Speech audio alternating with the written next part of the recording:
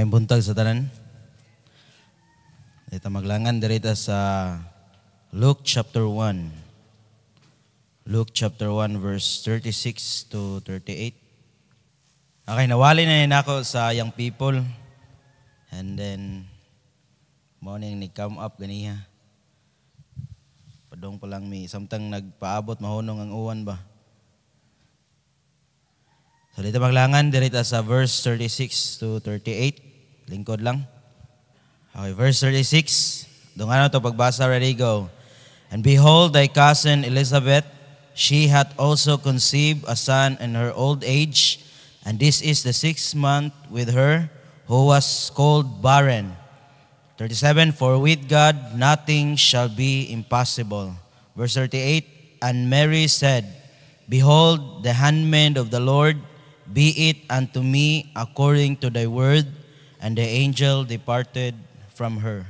Let us pray. Amahan nga langit nun, salamat Lord sa kabuntagon. Salamat sa blessing yung gihatag diri kanamo Lord sa kabugnaw sa palibot. O safety and protection yung gihatag nga kami nakaabot diri sa simbahan Lord God. We pray Ginoo nga matag-usa diri kanamo nga may kapasayloan da kanimo Lord. O we pray Ginoo nga binaagi sa belang dugo ni Kristo nga makahugas dari kanamo nga makahimo namong angayan karon sa pag-ana sa imong trono good Lord sa pagampo nga imong madungog Lord God ug matag-usa dari kanamo nga naay kasing-kasing nga willing maminaw ug ma-feel dia sa imong mga pulong Lord. Salamat karong higayon na Ginoo nga imo ko gitagaan ug higayon nga makawali na pud sa imong pulong nga akong giampo Lord nga ikaw magagamit diri kanako nga dili akong kaalam pan nakagikan dia kanimo guided by the Holy Spirit Lord God.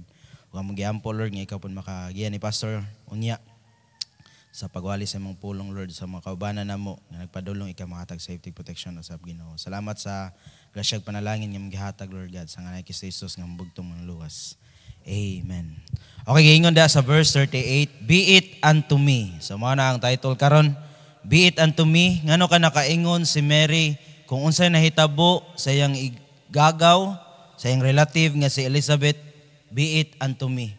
Sa dihang giingnan siya sa angel, wag gini kuan si Mary ba nga nakuyapan na lang siya kay tungod sa iyang kahadlok nga nakakita siya angel. But giingnan siya sa angel, be not afraid Mary, ayaw kahadlok, kay ikaw ang pinili sa Ginoo nga mo-conceive sa atong Savior. Nya pasalamat nga si Mary naa siya kasing-kasing gid ba nga willing siya. So atong masuta karon ngano ka nakaingon si Mary nga niingon gid siya be it unto me. Sa dihang mo ingnon ta sa Ginoo makaingon ba ta as a willing servant pareha ni Mary. Nga naa nay mga illustration, naa nay Bible gyud nga atong nakuptan nga gikan sa Old Testament hantod sa New Testament. Naay daghan nga mga example nga usa na pud si Mary nga nahimo siyang example diri nato. Nga makaingon ba ta sa Ginoo be it unto me Lord kung unsa ang imong iingon diri nako. I am a willing servant nga mosunod mo follow da nimo para ang imong kabubuton matuman gyud sa akong kinabuhi. Mapareha ba ta ni Mary? Ngano nakaingon si Mary na because of verse 36, and behold thy cousin Elizabeth, she hath also conceived a son in her old age, and this is the 6th month with her who was called barren. Unsa ka ulaw sa usa ka babay nga dili makaproduce. Naay gyud kuwang sa usa ka babay nga dili ka produce. Makaingon ta na ba ang whole duty sa usa ka babay is to be a mother man gyud. No. Makuha na to diha nga na si Elizabeth o si Mary kapila ni sila nagkita mungutana gyud siguro si Mary ba. Kumusta naman? Pila na may mong edad wala pa man kakakuan or iya gid i-comfort ang iyang cousin nga si Elizabeth. Nya mo na nakaingon si Mary, be it unto me. So ato makuha na ni sa Bible nga daghan ang mga babay nga mga barren woman. Example, si Sarah. At her old age pod, diha pa siya na-conceive. Nga pila at the long run, pila sila katuig nagminyo ni Abraham. Wala gyapon sila ka-produce pero dili bakakon ang Ginoo nga dili mo fulfill sa iyang promise. Si Rebecca, do dili siya tiguang nga nanganak pero si Rebecca is called barren mangyapon. Pila na siya katuig pod na minyo. Makita na to sa Genesis chapter 25 verse 21, barren gid siya. Isa siya ka barren. And then si Rachel, also barren pod siya. Nga BI na siya sa igsuon. Giingnan na siya ni Leah nga because na ang favor dito sa Ginoo ni Leah, nya si Rachel, giingnan na gid niya ang iyang bana nga si Jacob. Kanunsa man ko nimo tagaan og anak? Unsa ba Ginoo ko? Nga mohatag nimo nga makaproduce ana dili. Pero sa dihang si Rachel nanganak yun siya. Kay walay imposible diha sa Ginoo. Kisa pag yun, ang mama ni Samson, nga ningon na gid yang papa, angel na gito to nakita, mamatay na jud ani. Pero ningon ang angel nga mo-conceive ka ug usa ka bata, nga dili putlan ang iyang buhok. Kay diha gikan ang iyang strength. And then kanipod si Hannah. Makuha na to si Hannah nga giingnan pa gid siya nga hubog man siya ni Hannah, kasayo pa sa buntag. Nagkibot-kibot naman na iyang baba. So makuha na to diha ba nga si Mary ning tuo siya sa giingon sa angel because ang iyang igagaw pod nga si Elizabeth was a barren. Barren siya at her old age, diha pa siya nanganak. Nga nakita sila sa angel nga 6 months na day conceive ang iyang igagaw. Nga unsa kalipay ni Mary ngayon makita ang iyang igagaw na buntis na o kani po day nga babay ang Shunammite woman. Katong giingna ni gipapuyo gid niya ang usa ka propeta ba nga si Elisha. Nga unsa din na ang iyang problema di ay wala sila'y anak.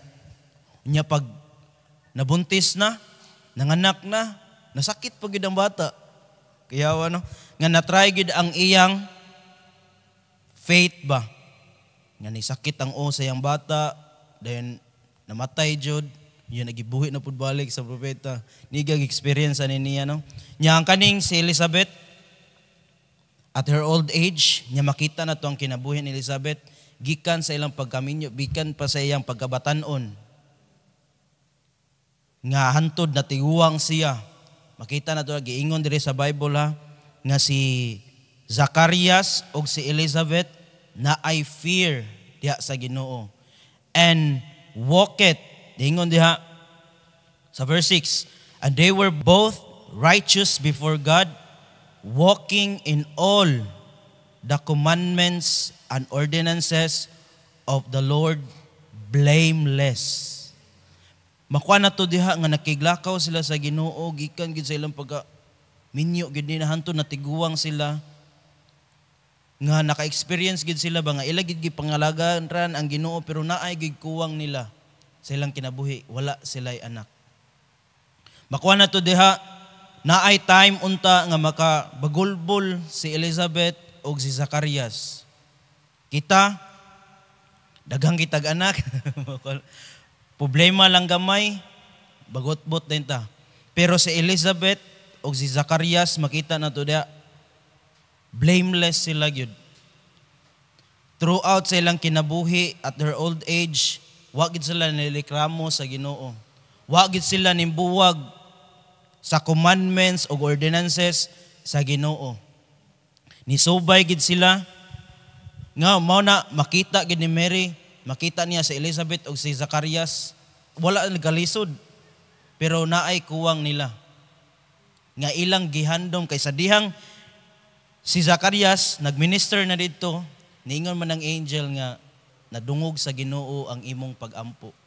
Nga ang imong asawa, so naghandom gid sila og anak. Gikan pa sa ilang pagkaminyo, hantod sa pagkatiguang gyud nila sa ilang kaminyoon. Unya sa dihang nagpaabot sila. Nagpaabot pila ka tuig ilang paabot. Wala nahimong kawang ang ilang pagpaabot. Kaya ang ilang anak mismo nahimong forerunner sa Ginoo. Nga ang fruit of their labor wala nahimong sayang. Ang ilang pakiglakaw sa commandments sa Ginoo, ang ordinances sa Ginoo ilang gid gituman, unsa katamis ang bunga. Nga sa akong bangga pila ni katuig gipaasuhan gid ko ni, gi-fertilize gid ko ni, wa gid ni bunga, sa dihang ning bunga na. Di siguro ni may baligya ang bunga no. Kanong ni tanan. Ay di baligya na kay para makabawi ko sa akong gibuhat nimo. Maka na to diha nga unsa kalipay ni Elizabeth ug ni Zacarias sa dihang naabot na. Muna niingon ang angel kang Mary. Ngano Mary? Nagtuo ka ang old age maoy nay hadlang para dili tuman ang kabubuton sa Ginoo. Muna niingon ang angel, for with God, manggod Mary, nothing shall be impossible. Nga sa kadaghan nga example nga mga barren woman, nga sa atong kinabuhi, makaingon ta, Lord, pila naman ko katuig na sige serve ni mo. Magreklamo lang. Di lang blameless, blameful, blameful. Daghan kayog mga kuano, mga makuanan to ba nga mawagtang gid atong pagtuo diha sa Ginoo. Mugamay gyud, mawala jud. Pero si Mary, makita niya ang iyang cousin nga si Elizabeth o ang iyang bana nga si Zacarias nakiglakaw gid sa Ginoo. Unsa kanindot ang bunga. Kung kita parihat ani nila nga magpaabot lang gid ta, makaingon gid ta sa Ginoo, be it unto me. Makaingon gid ta sa Ginoo, Lord, kung unsay mo ingon diri nako, akong buhaton. Unsay mong buhaton diri nako, willing ko as a handmaid servant. Nga makuha na to, ang handmaid servant is the lowest kind good nga servant, nga female servant. Mauna ang pinakaubos nga servant yun as a handmaid servant. Makuha na to diri sa verse 37, no? Nga ang angel ended his message diha kang Mary by giving Mary a word of encouragement. Encourage ka Mary kay murag ang kanimo kaila magig kanimo igagaw nga si Elizabeth. Nga imposible na gid kayo nga ma-conceive siya, pero for with God nothing shall be impossible. So unsa ang response ni Mary? Dili unbelief. Di pa rin sa Zacarias, sure ka angel? Sure ka nga ma-conceive ako? Bana na niya? Ang giingnan gid sa angel gud mismo. Angel pud niya, Paris gid niya. Kaila gid siya sa iyang asawa gyud. Nya si Mary nituo na hinoon. So si Mary naa siya believing heart gyud. Nga makaya kada Mary's believing response was to surrender herself. Ni surrender siya sa iyang kaugalingon because ni believe siya sa Ginoo. As a willing servant, nga makiuan na to diha, which shows how much Mary nga ning trust gid siya sa Ginoo. She trusted God. Nya niingon siya diri nga nabilong gid siya. She belong totally to the Lord, body, spirit, o ang iyang soul. Nga makuha na to da sa Romans chapter 12.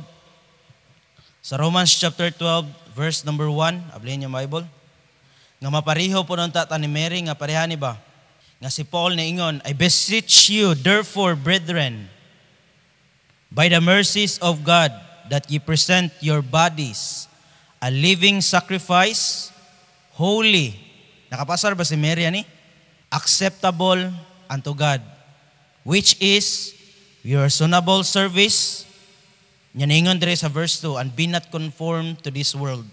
Kaya kung si Mary mag-ingon, mabuntis ko niya, minyuonon pa ko. Unsa ikasulti sa mga tao?